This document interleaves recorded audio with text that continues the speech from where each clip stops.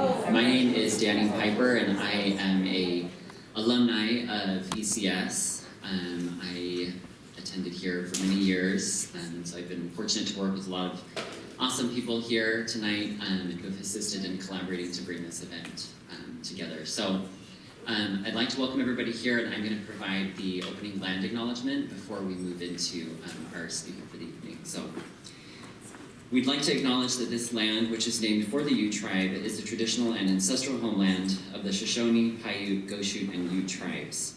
The University of Utah recognizes and respects the enduring relationship that exists between many Indigenous people and their traditional homelands. We respect the sovereign relationship between the tribes, states, and the federal government, and we affirm the University of Utah's commitment to a partnership with Native nations and urban Indian communities through research, education, and community outreach activities. And with that, I will turn the time over to the Dean. Thank you very much. Good afternoon, everyone, and welcome. Distinguished guests, faculty, students, and staff, colleagues, and friends. I would like to welcome you to the 2023 J. George Jones Jr. and Velma Riff Jones Jr. Lecture Series. I'm Frank Honored, and it is my honor and privilege to serve as the Dean of the College of Education, a role to which I was appointed in May of this year. I am especially thrilled to host this event today. Only last year, in 2022, did we return to hosting the biennial Jones Lecture Series in person, and it feels wonderful to be here today, a time to wholeheartedly welcome Dr. Teresa McCarty. Before I begin, I would like to thank several individuals who helped make this event possible. To my team in the Dean's Office for all the support and logistics in the planning. We couldn't have done this without you. And to the Faculty Committee with the support of graduate student representation who selected this year's distinguished lecturer. I especially would like to thank Dr. Veronica Valdez, Department Chair and Faculty in Education Culture Society, for nominating Dr. McCarty. Please join me in recognizing these individuals for their support. Thank you.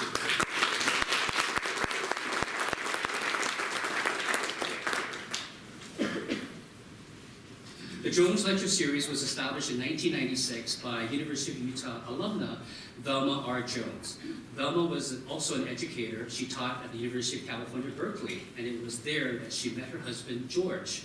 After the couple began their life in California, a life of mining, ranching, and also banking, they then returned to Utah, where it was Velma's most heartfelt wish to, quote, do something good for the kids, as she truly did.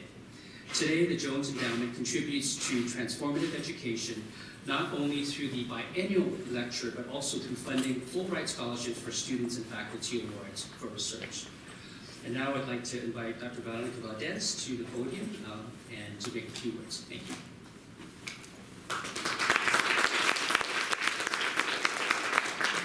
Welcome, everyone.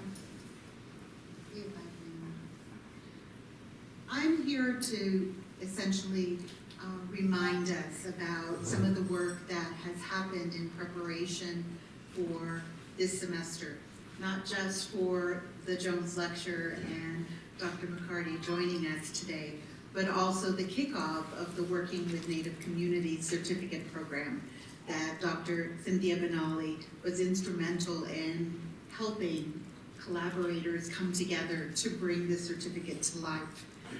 It's housed within the ECS department, so we are very proud to be housing it not just within our department, but also as a college as a whole. But it's meant to be an interdisciplinary effort, and this seemed like the appropriate time to remind us of the inauguration of the certificate program. So with that, I wanted to just briefly introduce Dr. Cynthia Benally, who will be doing the introduction of our speaker today.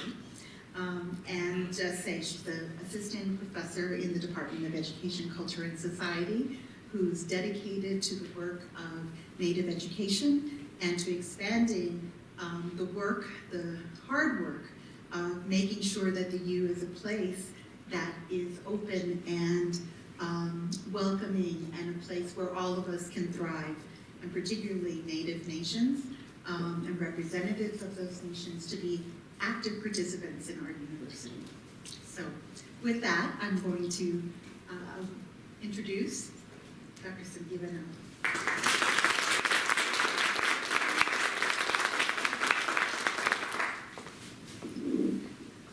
Actually, I feel like I'm so nervous, like I'm the speaker here. Okay, it is such a tremendous honor to introduce to you this year's Jones Lecturer, Dr. Teresa McCarty. She is visiting us from UCLA, where she is recognized as a distinguished professor and the G.F. Neller Chair in Education and Anthropology.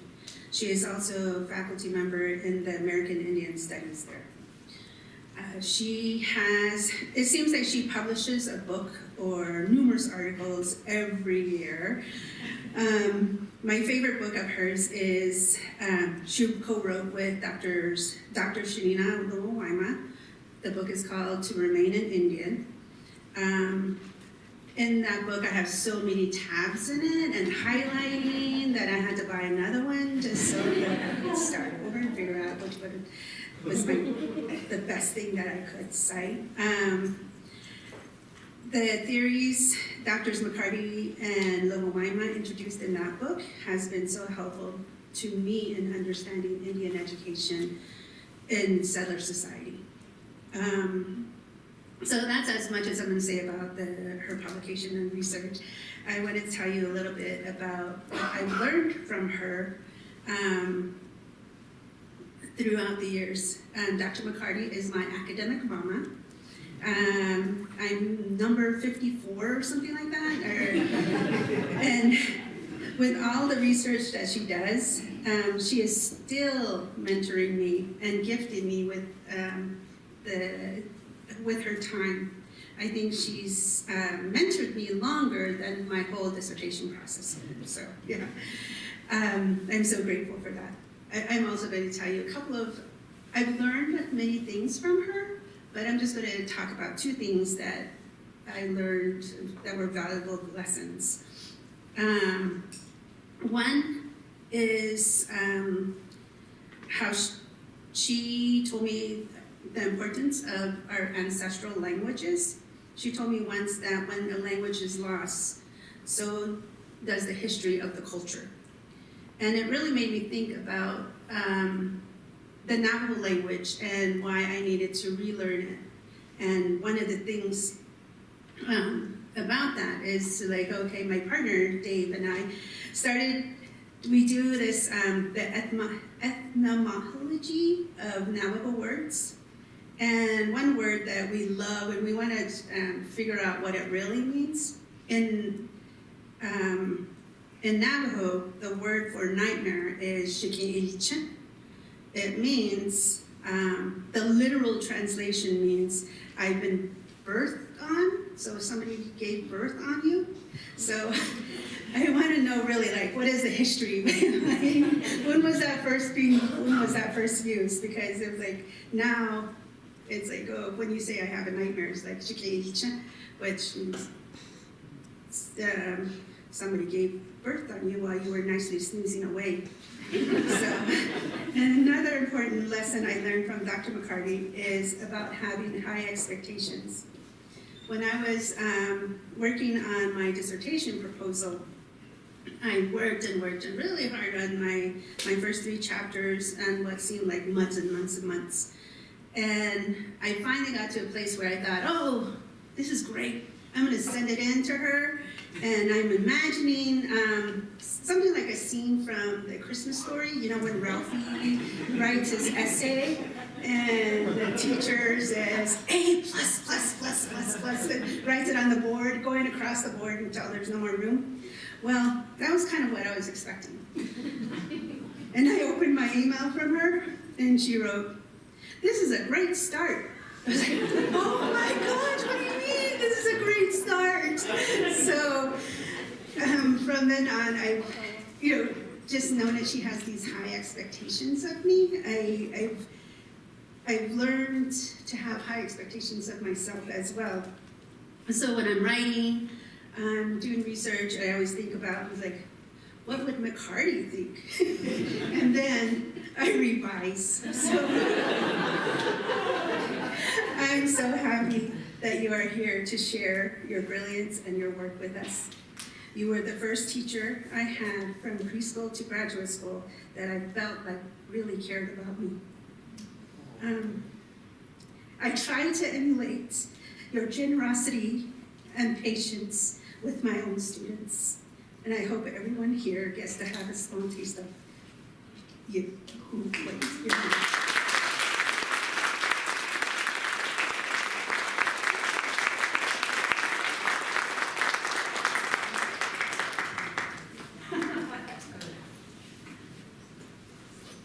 So I'm wondering which microphone I should use, Mike? You're good. You're Is good. this one okay? Yep. Okay, I'm not worried about the other. Thank you.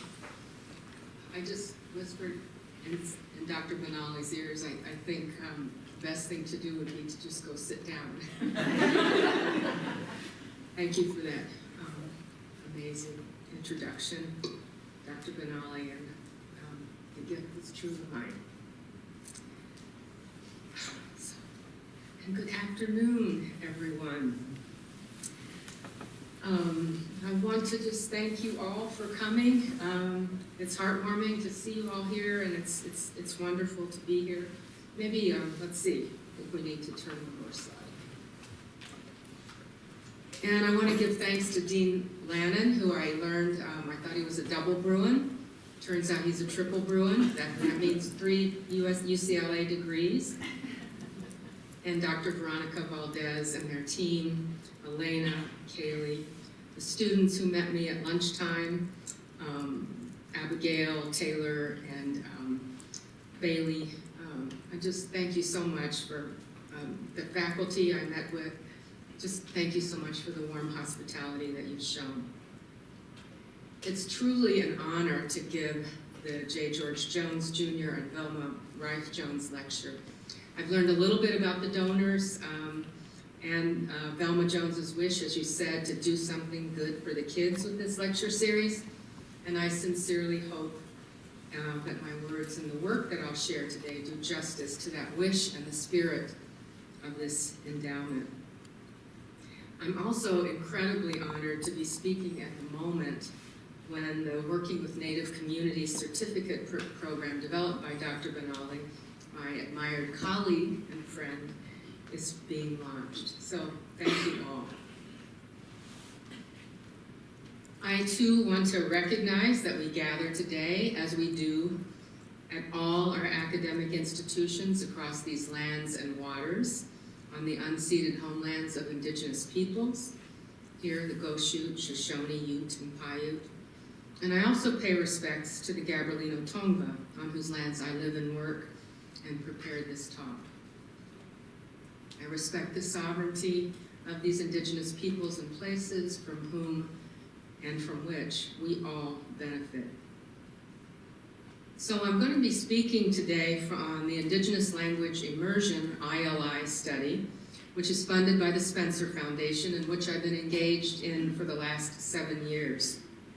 The quotation in the title of my talk comes from an interview with Native Hawaiian ILI leader Namaka Rollins, who I name here with her permission, and which launched our study in 2017. And you see I've added a subtitle, a meditation, reflecting the fact that what I share today is the product of extended collaborative concentration, reflection, and relationship building with ILI educators, parents, youth, and communities across this arc of time from that initial interview to the present. It's also a meditation in that the extended reflection has produced tremendous inspiration, but it's also produced a lot of questions.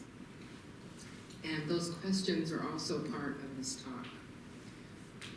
One of the profound lessons of this work concerns the transformative possibilities when we center relationality and relational accountability in education and education research. Is everything coming through okay? Okay, great.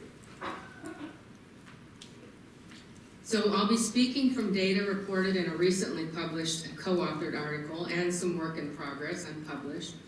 This is teamwork. None of it could be done without all of us together, so let me introduce our team from the top to the bottom. Dr. Tiffany Lee, Danette Lakota, Professor and Chair of Native American Studies at the University of New Mexico, and her graduate assistants, Ruben Leyva, Apache, and Nicole Swensel, who is Santo Domingo Pueblo. Dr. Sheila Nicholas, Hopi, Professor of Teaching, Learning, and Sociocultural Studies at the University of Arizona, and her graduate assistant, James McKenzie, Dinek. And Dr. Michael Seltzer, Professor of Social Research Methodology at UCLA, which is the study's home, and our graduate assistants, Kyle Holly Irby and Tom Jacobson. So we come to this work as Indigenous and non-Indigenous scholars working in collaboration with ILI schools and communities. As a white woman, my relationship to this work goes back to an invitation 4 decades ago by the Dinek School Board at Rough Rock, Navajo Nation, to join the school's bilingual bicultural curriculum development efforts.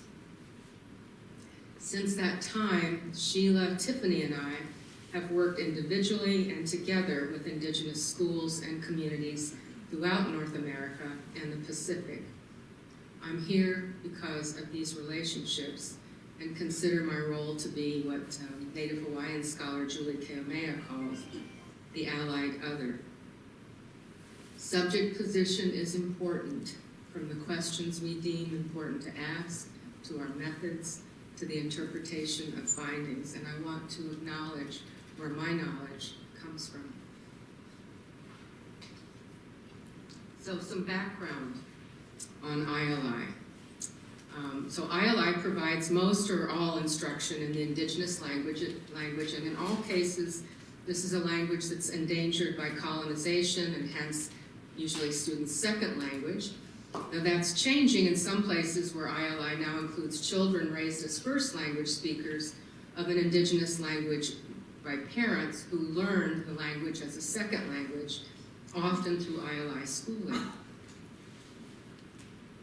ILI is a radical response to failed state-sponsored schooling and what my colleague Shanina Lamawa calls erase and replace policies of linguicide and ethnocide. And ILI embraces, let me go back. It embraces what my colleague, what Tiffany Lee and I have called critical, culturally sustaining, and revitalizing pedagogies. I guess I did need to pass that. As Indigenous scholars Mary Hermes and Keiki Kavaya note, the revitalization movement through immersion movement is part of a legacy of those who somehow survived attempted colonial language annihilation and is gaining momentum around the world. So ILI, and by extension our study, are movement-oriented. By their nature, movements are mutual, they require mutuality, they're relational, and they're justice-oriented. ILI, and by extension our study, acknowledge the history of settler colonialism upon which this work is based. That racialized, colonized history is baked in to the stories that I'll share with you today.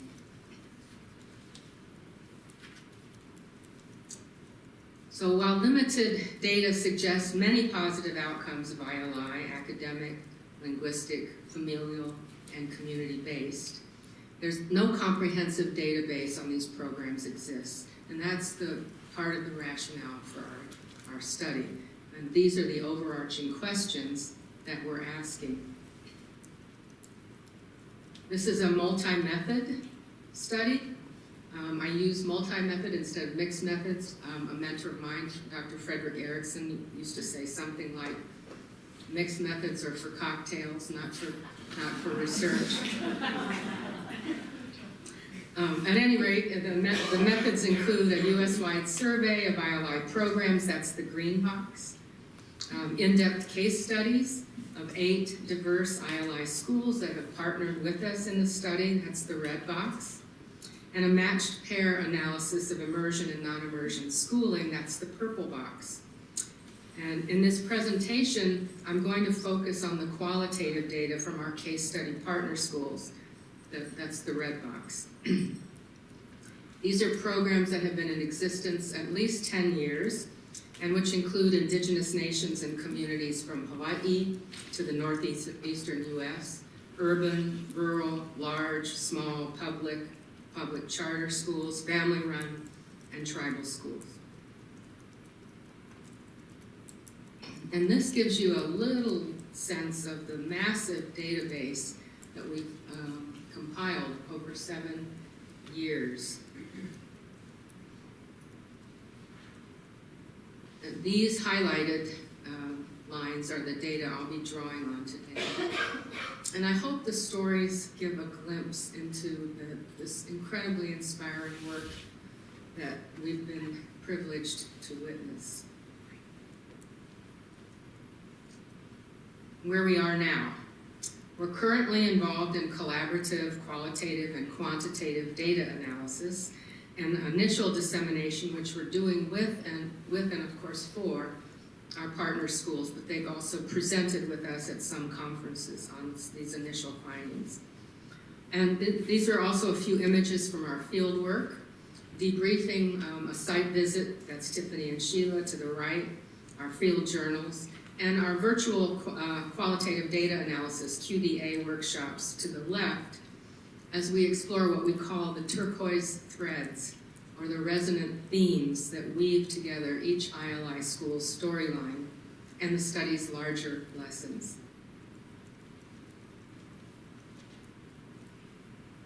So as I mentioned, a major theme that reverberates throughout the data corpus is the significance of relationality and relational accountability, qualities multiple scholars have identified as central to Indigenous ways of knowing and being. Drink here.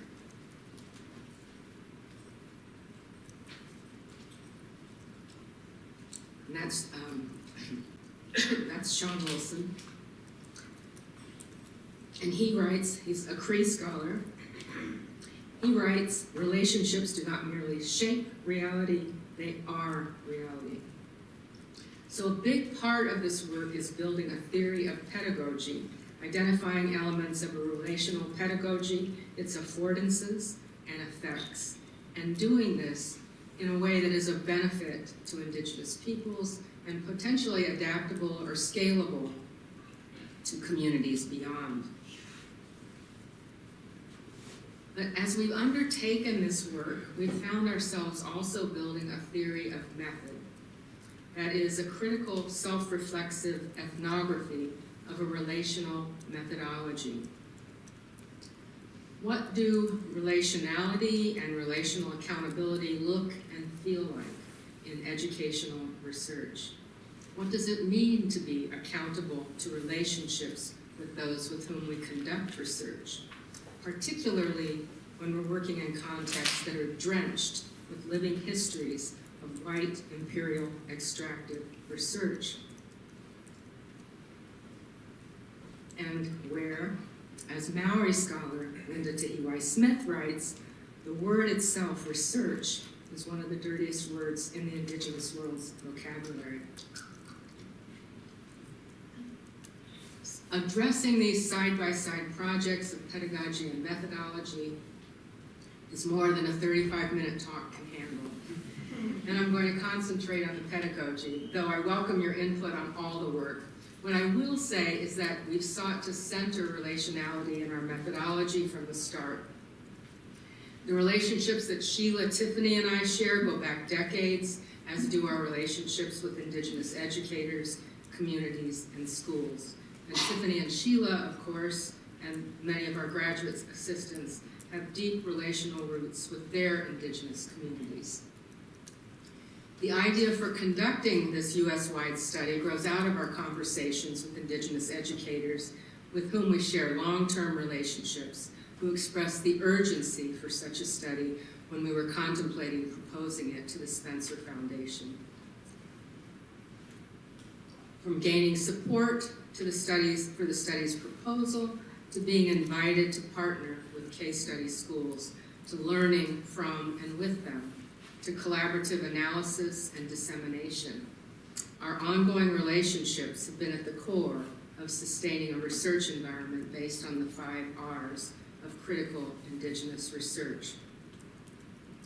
And in addition to mandatory university institutional review board reviews, we followed and learned from research protocols for each site. This is not written in any of the books that we have read or assigned for our qualitative methods classes, but which have ranged from talking circles with ILI teachers and parents, to formal Indigenous nation IRBs and memoranda of agreement, to local education agency and state education agency research approval processes. For some partner sites, this was the first time that outside researchers had been allowed into the community or the school, and we take that responsibility very seriously. But perhaps more importantly, we aim to offer relational accountability and reciprocity by sharing back regularly with participants and working in solidarity with them on their education programs, unabashedly in solidarity with them. And I'm happy to provide examples in the Q&A and greatly value your input. So now let me turn to a tiny sample of the ethnographic data that I hope will illuminate the affordances and effects of a relational pedagogy. And I'm going to build on Coast Salish scholar Joanne Archibald's notion of story work. And we refer to these as story sets rather than data sets, for example. The idea being, as Mary Hermes and Keiki Kabaya emphasize, that the data are in the stories. So please sit back, relax, and I hope you find meaning in these stories. Just a note that you'll also see alongside the stories images that accompany the stories that are intended to situate them in place.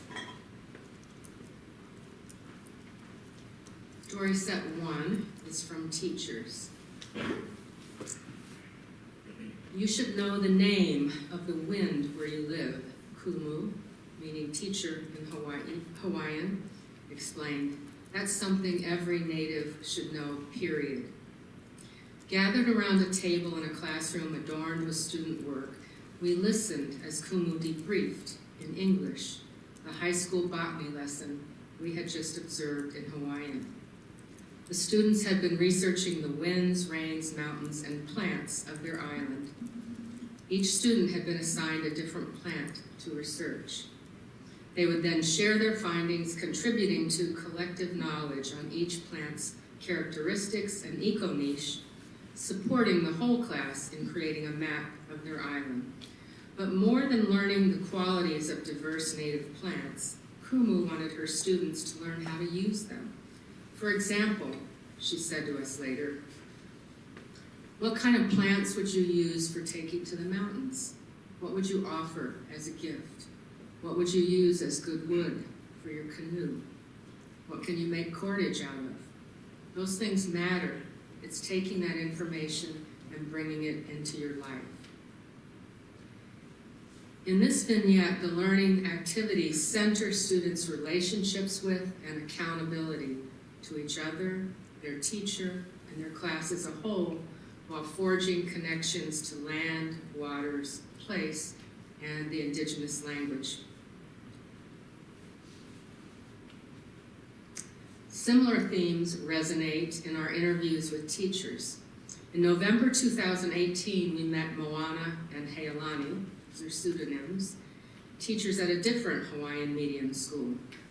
Sitting around a table in the principal's meeting room, we listened as the teachers shared their language and culture stories and their aspirations for their students. Moana grew up in a rural area where her family fished and raised livestock. We were raised off the land, she related. Although her grandparents spoke fluent Hawaiian, her first language was Hawaiian Creole English. It was that generation, her grandparents' generation, of not passing it on, she said, referring to colonial bans on the Hawaiian language that lasted well into the 20th century and that were actually undone by ILI activists in the 1980s. It wasn't until college, when she took a language course, that she said, I fell in love with it and I never stopped. Moana had one child in the Hawaiian language preschool and one on the waiting list. Heilani's grandparents also spoke Hawaiian, and we would hear it, he said, but we never really spoke it.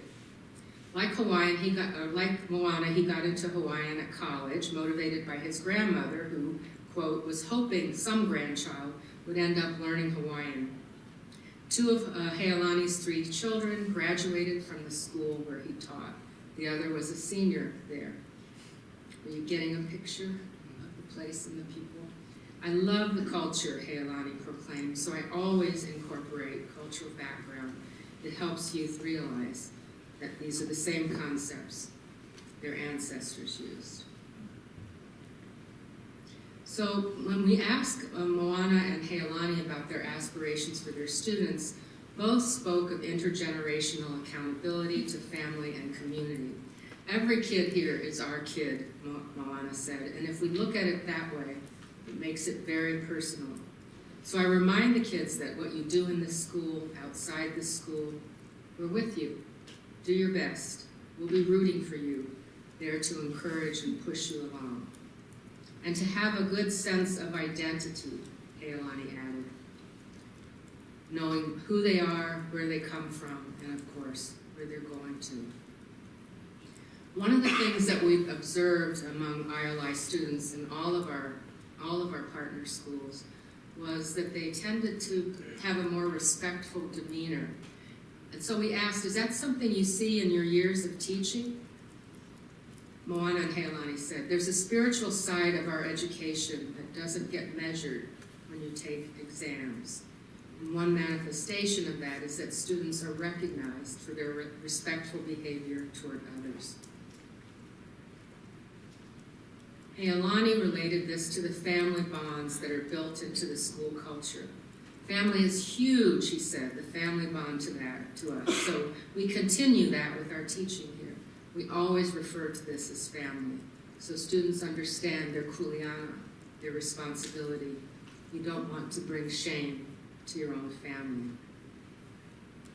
In these vignettes, teachers highlight several key qualities of a relational pedagogy: the centrality of family relations, remembering generations, to use Kikuyu scholar Ngugi wa Thiong'o's notion of remembering, re-membering from the dismemberment of colonial violence, through language and culture, and Heilani's grandmother hoping some grandchild would end up learning her mother tongue, as an example. And the commitment to Indigenous language and culture reclamation in teachers' own family lives. These are values and practices embedded in the school culture, all of which support ways of learning, premised on being in community with others. So ILI students' respectful demeanor is just one expression of this. The point I want to make is that by its very nature, a relational pedagogy builds a school culture in which this is natural, it's normalized, it's expected. Let's turn now to the parents, story set 2. And this story set takes place on a golden fall afternoon in 2019 at a small parent-run school in what is commonly known as upstate New York. Parents Brad and Cecile, pseudonyms again, had just come from their adult language immersion class, and they'd made time to meet with Tiffany and me before picking up their children after school. They're not a married couple, but they were taking a language class together. So the math teacher had opened her homey classroom to us, which was adorned with homemade curtains that stirred a little bit in the autumn breeze as we talked. We sat down around a couple tables, and after introductions and explaining our study, Brad and Cecile shared their stories. Brad's wife and Cecile are both citizens of the Indigenous nation in which the school is located. Brad is a citizen of a closely related Indigenous nation. But both parents grew up in an urban area, large urban area, about 3 hours away. And Brad told us that his family's decision to return to this community, he said, we decided to come here to have a more decolonized life for our children. Both parents grew up in English-speaking homes. We had a house full of words, said Cecile, commands and vocabulary, colors and numbers. So we always knew we had an original language. We just weren't fluent in it. We asked them about their occupations. So both were enrolled full-time in the tribe's adult immersion program, which paid them a small stipend for which they forewent a wage income. I consider that my job now, Brad explained, to give my children what I wanted that I couldn't get because I wasn't given it. They also spoke of their learning beyond language that the school promoted, relations with the more than human world, people, place, and distinctive ways of knowing and being, things you just don't find in public schools, Brad said. And later in the interview, Cecile shared a similar sentiment. She said, a beautiful thing about learning the language is that you're learning a way of life at the same time. And she related this to the fact that they were learning about kin terms in her language. And she said, I learned there's no word for my auntie or your auntie or his auntie or their auntie. There's no word for it because every woman is an auntie to every child. There's no possession over that, she said. And I think that's just one of the small, beautiful things we're reminded of, the relationships. The parents also spoke of the way families work together at the school, from cleaning the school facilities to helping with fundraising raffles. I feel like it keeps us more close-knit as parents, Brad said. It's exhausting and a lot of work, but that feeling of family, of how we're all here with the same goal, the same mind, the same purpose, it's good, said Cecile. So these themes of multifaceted relationality, they ring throughout our interviews with parents at all partner schools. A mother said, it's not just the language. I feel like it's a different way of raising our children. My children are thriving here, and so is our family. And this quote from Brad, we heard virtually almost in the same words from everyone in these schools. This is not a place where you drop your kid off, you pick your kid up. It's a lot of work, but it's worth it. You're part of a community. You're signing up for a family.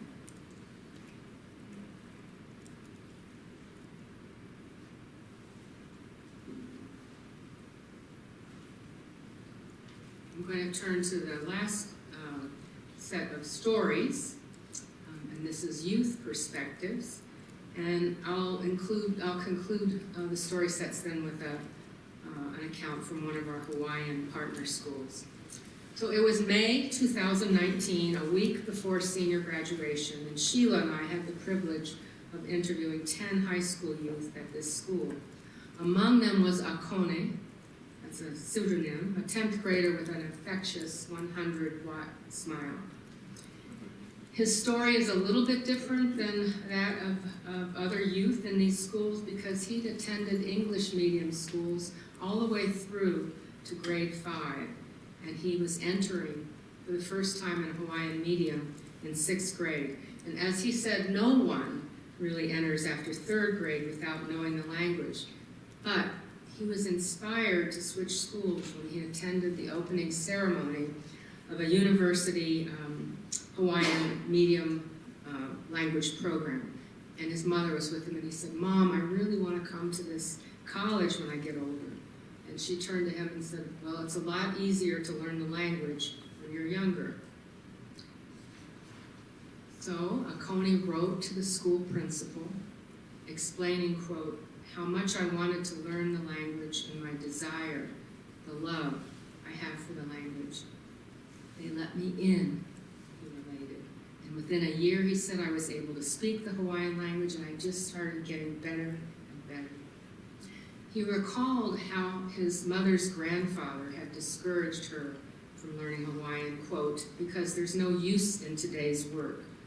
So that tells you a little bit about the story of the Hawaiian language, he reflected, how it was looked down on in that generation. I enrolled in this school, he said, because I love the language. It's so important for me to revitalize our native language. All of this, but one of the most riveting parts of Akone's story was a research project in which he discovered a letter written by his maternal great-great-great-grandparents to the family of a revered Hawaiian leader at the time of his passing in 1896. His school carried the leader's name. The leader had played a key role in the resistance to the illegal overthrow of the Hawaiian kingdom by the U.S. government, and he died shortly after being acquitted and released from federal prison. The letter was written in Hawaiian, a language he couldn't have read just a few years before. He said, because of the school, we were able to find that letter and build that connection. Toward the end of the interview, we asked Akone if there was anything he wanted to say to other young people about the kind of education he was receiving. His response literally took our breath away. He said, language is the key to the future. And now listen closely because this isn't on the slide. He said, our Hawaiian people, they're entrepreneurs, they're voyagers of the vast sea, they're innovators, they're great agriculture workers, linguists, prophets, seers, observers. All the problems we have today can be solved by reviving the ways and practices our ancestors did. And the way to revive it is through the language of the ancestors. So this is a very obviously remarkable young man, but his voice is not alone. All the youth we were honored to interview share Akone's passion and desire to reconnect with what many students refer to as their genealogy, the human and more than human relations of people across place and time. And all of this has a forward-looking vision of care, mutuality, responsibility, and relational accountability to the present generation of youth, the young people to come, and this earth that sustains us. I've saved the youth narrative for last because it shines such a clear light on the possibilities of a relational pedagogy and relational accountability. And importantly for this talk, and to quote Velma Jones's words, these relational pedagogies are doing something good for the kids. I haven't addressed this here, but I do want to let you know that the matched pair analyses, which my colleagues Michael Seltzer and Tom Jacobson are working on, the quantitative component, show that students in ILI do as well as or better than their peers in non-immersion programs. They're carefully matched peers on tests of English, language arts, and mathematics, even though they're not being schooled in English. And meanwhile, they're developing proficiency in their heritage language, and sometimes a third language, Japanese, Spanish, Latin at one of the schools. In some cases, by grade 8, students reach the Ojibwe or the Diné or the Mohawk equivalent of advanced speaker on the ACTFL, the American Council on the Teaching of Foreign Languages exam, which some programs have adapted for their purposes. And youth also remind us of who builds this relational network. Parents like Brad and Cecile that work to give their kids the opportunities that were foreclosed to them by a legacy of colonization. Teachers like Moana Healani and the botany teacher with whom I began, who share their culture-based knowledge, family and familial support, and love. Did you hear the word love multiple times in these stories? In other words, it's the relationships among parents, teachers, youth, schools, and communities that are explicitly valorized by these schools and that animate the pedagogies. To return to where I began, this is a collective effort toward wholeness, well-being, sovereignty, and self-determination. These are intentional, planful, pedagogical acts. Even as they're dynamic, they don't look the same across all of these diverse schools, and they're shaped by particular cultural contexts, with the idea being to promote children's learning and growth.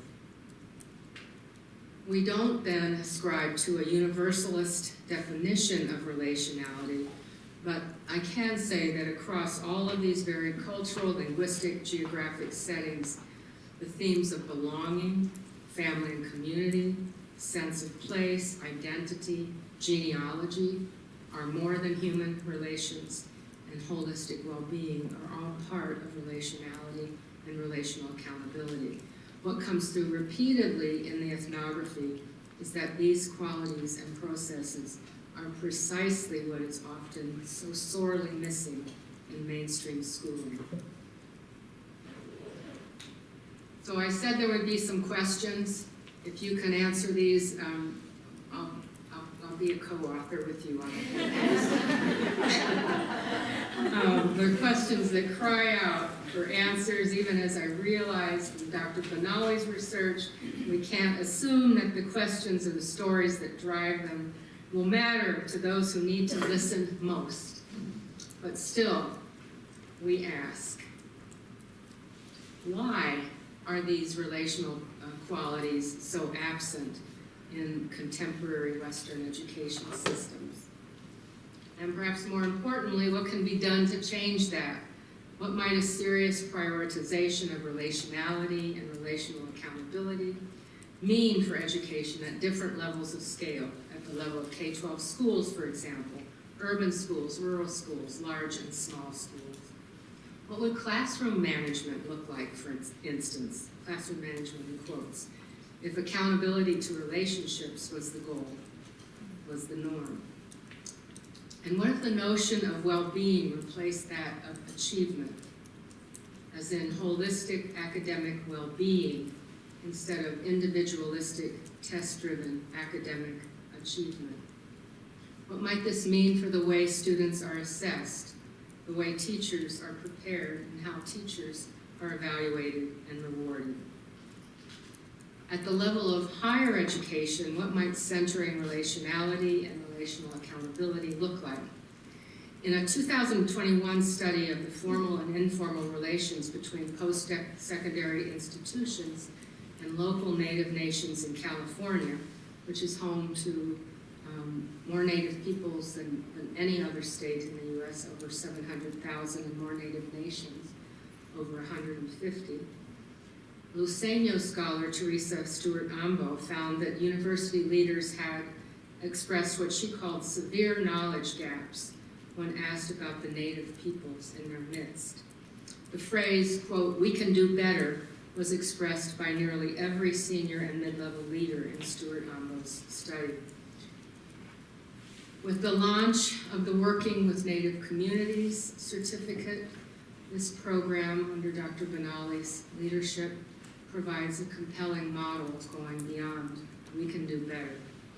But it took a lot of relationship building to get there, and I know that she and everyone else who is working on this program would say the same thing. In fact, I overheard some relationship building this afternoon around that program, so keep going. So these questions then lead to a further question: how to change the contextual features that are barriers to these possibilities in K-12 schooling and higher education. And finally, to return to relational methodologies in education research, how can our approach to researching this enormously complex process that we gloss with the English word education, how can our approach open new possibilities for centering care, mutuality, and love in our work?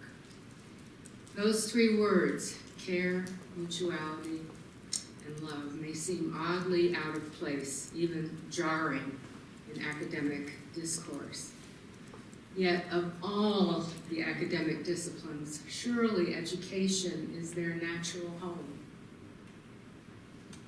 In some ways, the answer to all these questions is straightforward. We need to prioritize relationship building and sustaining relationships, and with each move to ask ourselves how what we do supports that goal. I'll close with an image of the outdoor classroom at a Hawaiian medium school and the full quote from Namaka Rollins, whose words give title to this talk, Joan's lecture.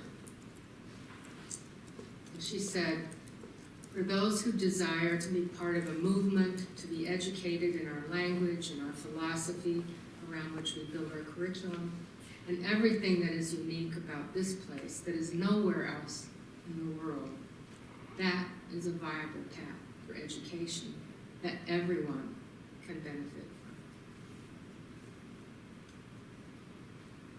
Thank you in some of the languages of our study team, and thank you all.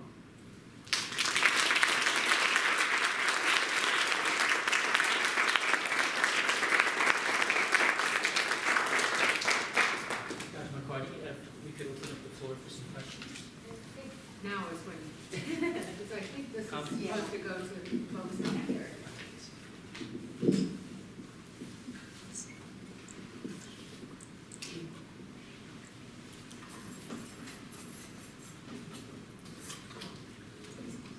Did someone have their hand up?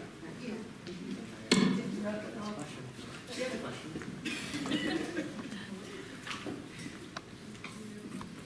Thank you for an amazing talk. I have a question that's kind of twofold. So I was wondering, how does your position within the institution influence your solidarity with these communities? And how would you suggest we could build trust or love back to repair these relationships? Oh, what a beautiful question. Sounds awfully loud. Does it sound loud to you? It's okay. So we work in very asymmetrical relations of power. Academia is often under siege, but it's also a bastion of power. It's a place where knowledge is produced, and that knowledge has implications for various kinds of communities.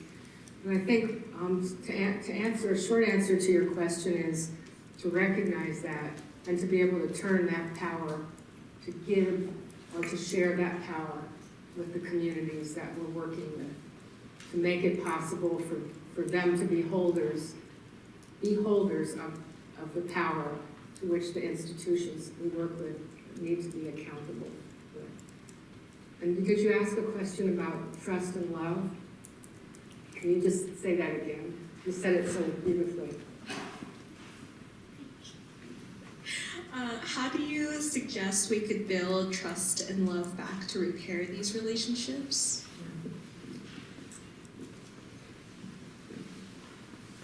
Well, there's not a recipe for that, unfortunately.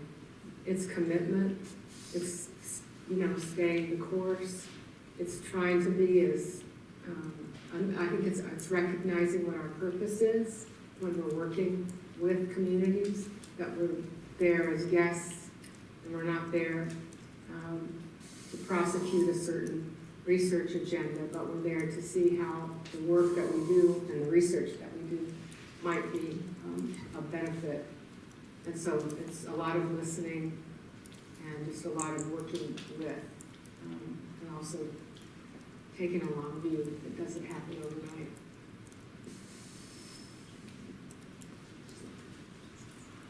What's your question? This is so beautiful and amazing, but what about urban natives that don't have the resources of larger groups or even easy access to language and immersion? Yeah, that's a real challenge. I can only share with you what I know from some urban native groups that have really made a concerted effort among themselves to, for example, to have talking circles. And maybe there may be an elder who is able to kind of provide some language models and some cultural knowledge models in that, and to come together. This is really, really hard work. I don't think that people recognize how hard it is to try to reclaim a language that maybe hasn't been spoken for decades, in some cases, hundreds of years. So having the grace to recognize that you're really engaging on something that's extremely hard, but also making that commitment to be together in community, to try to find ways. And I have seen some of those efforts really pay off. And again, it's not just the language, but it's what comes with that language, which is the holistic well-being, the reconnection, the remembering what has been dismembered, and remembering, I guess, kind of that those are important, equally important goals. And I'd like to talk with you more about that.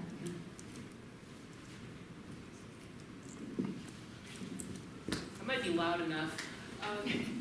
Let's see. So the process of not going into Indigenous communities with a preset agenda has been written a lot about in research methodologies. So is there any change that you encountered? Like you walked in with, we usually walk in with some idea of what we're going to research. Mm-hmm. Was there a change in your research question that you encountered when you actually arrived and began your consultation process? And if so, what was it, and how did you kind of deal with the back and forth that goes between researcher and community in developing this? Well, one of the things that helped us was that most of the people, and this is part of the relationality too, most of the people who are doing this very hard work know each other. They help each other. They're in solidarity with each other. So there was a little bit of an information like grapevine about what we were doing before we necessarily set foot in any place or community. Maybe I could just tell you a short story. Please. In one community, they'd never had people come in and do this, research. There were a couple of them like this, but in this community, so they didn't have like a protocol or a process or anything formal. But they just said you need to come and talk to the teachers, and you need to come to talk to the parents, and then we'll see what they say. So we went, and they gave us a wonderful tour of the school and of the whole community. And we were in this big room, all in a circle, first with the teachers, and then with the parents. And we asked them, what kinds of things, how could a study like this be helpful to you? And they had like lists of, in their minds, mental lists of things that they would want us to specifically look at if we were to do this work. We didn't know if we were going to actually be able to do it or not. And so we made note of that, and that did become kind of like not exactly a blueprint, but part of the protocol for that site. We had the 2 meetings. Everybody, was very, very cordial. People left, and we were there. And I think maybe there was 1 or 2 other people still there in the school. And we thought, well, I guess we're leaving now. And we walked out, and I think I was with, I'm trying to remember which team member it was, maybe it was Sheila. And we walked out to get in our car, and we said, do you think, did they say okay? And we didn't know. And so it was important for us to kind of do some follow-up with them. And that basically that was they had given their assent for us to work in the community. But it wasn't communicated in English words that we would be familiar with and academia, that our IRB, heaven forbid, would even have any sensibility about. So, these are lessons that we learned. We learned with and from. And that's how we kind of positioned ourselves to be learners in these communities. And it's been an amazing journey. I hope that answers it to you a bit. It does. There's a process of transitioning things back into Western research processes. Yeah. That is. Or maybe you just something that we have to do. Yeah, and maybe you just kind of let that stuff go, and we're going to do it the way that they say we're going to do it. I mean, of course we have to have our IRBs, all of that. just let that go. There's a lot more that's important than what the IRB recognizes. I'd love to get rid of it. Thank you very much.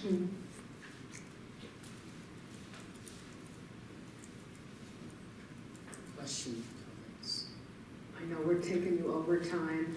People's stomachs are starting to growl. Dinner time coming. Yes. And there's one up here in the front.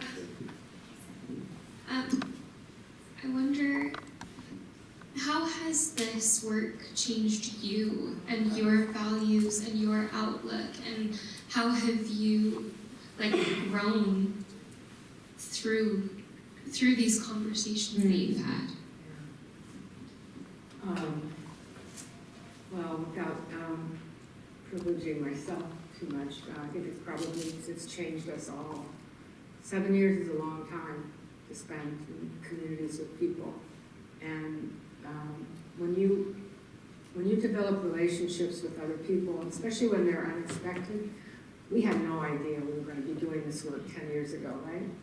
And then we get the grant, and all of a sudden we're there. When you have relationships with people, that changes you forever, because that relationship will always be part of who you are, of what you do, the way you think, how you think about your work, how you think about what might be important to do beyond the study. Not that we're done with it by any means, I probably won't ever be done. So I'm not exactly sure how to describe all of that, except I guess maybe I would use the word love. It's been an incredibly powerful experience of witnessing genuine love. Doesn't have to have that word, nobody's necessarily speaking that word, but seeing it in action between parents and children, parents and teachers, teachers and students, and towards us. Trust. It's okay for you to tell that story. That takes something, a big commitment. That was the same question I was going to ask. Oh, okay. Thank you. Is there another one? Okay, thanks. What a way to conclude the Okay. Jones lecture. So I just wanted to say, Dr. McCarty, that first of all, thank you for sharing your expertise, but more than that is, I felt the love in the storytelling that you shared with us, I've learned greatly about rigorous methodology, methods, theoretical frameworks, and I hope that our students and our faculty will reflect in terms of how they think about research. But I also took away relational accountability in terms of what that means for me, what that means for us as a college of education. And I also wanted to express not just, deep appreciation, but that love should be a word that we use, right? Let's not be afraid of expressing our emotions. We were taught in graduate school about objectivity, right? But to me, that's what we should be challenging, right? Let's be subjective, and let's position and empower those, or the work that we do when we're doing this kind of deep ethnographic work. I think the questions that you pose, I want to challenge all of us to take those questions back into our classrooms, into the work that we do, and I want to grapple with those questions and think deeply about how we think about the field of education, teacher education, etc. And so I would like to invite Dr. Benally and Dr. Valdez. We have something for you here that we would like to just express our deepest. So I'm going to ask, on behalf of our College of Education family, because we really truly are a family, we would like to present to you this memento, and it reads, J. George Jones Jr. and Velma Rev. Jones Lecture Series presented to Dr. Teresa L. McCarty, Distinguished Guest Lecturer, the University of Utah College of Education 2023. Please join me in thanking Dr. McCarty.